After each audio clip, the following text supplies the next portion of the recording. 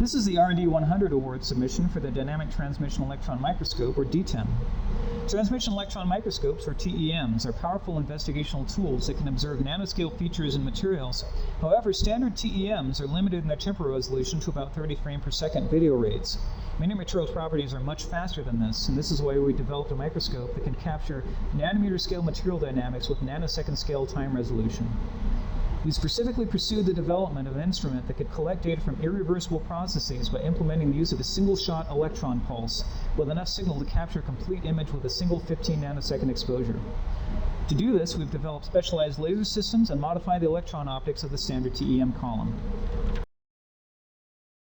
We developed the DTEM based on a standard microscope platform, the Joule 2000FX. However, we modified it. We added these two brass sections, this extra lens, and this set of optics tables. The nanosecond exposure times in the DTEM require very high currents, milliamperes, as compared to the nanoamp currents in standard TEMs. The photoemission process of the cathode easily produces such high currents.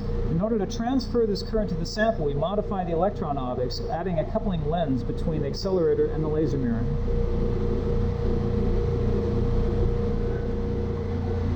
We have also built specialized laser systems for the DTEM.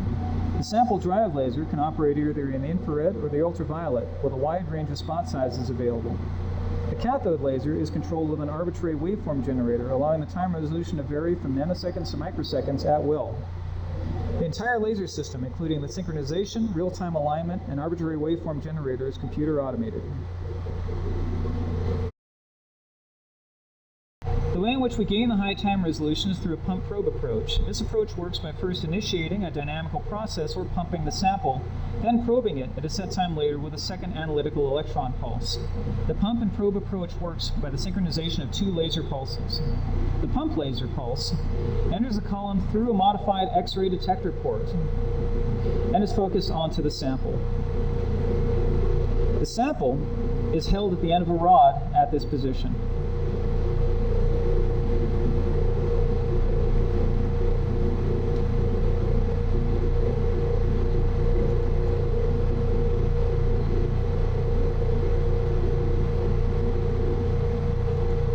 The analytical pulse of electrons is formed by ultraviolet-induced photoemission. The ultraviolet laser enters the column through the port on this added brass section. It is then reflected off a 45-degree mirror inside the column and focused onto the cold photocathode. This liberates an extremely intense pulse of electrons that is accelerated down the column and focused onto the sample. This pulse has the same time duration as the ultraviolet laser pulse, which is 15 nanoseconds. This pulse contains a sufficient number of electrons to take a snapshot of a transient material event.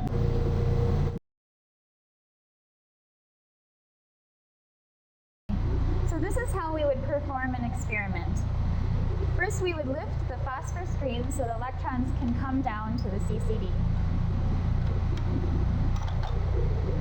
Then we would switch the laser here on the screen to have it in a single pulse mode. This way we can have a single pulse of electrons coming down the column at a time. Then we can capture an image of what the sample looks like before any reaction has occurred. And where's my mouse? Okay, so we would open the shutter, and then we would send in the electron pulse. This is being recorded on the CCD, and you can see here is the TM grid square with the unreacted foil.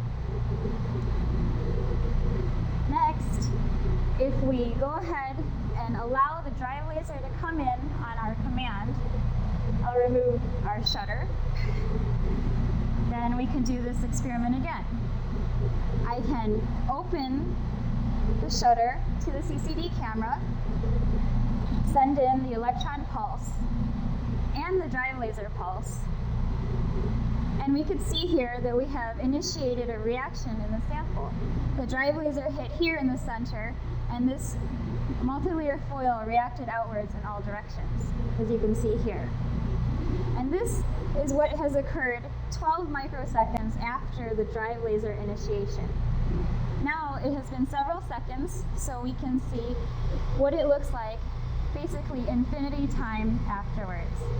I'll open the shutter and let in the electron beam. Again, you could see that the sample has completely changed and there is a full reaction. You could see here from the 12 microsecond image and then after that it has reacted in all directions and is completely different.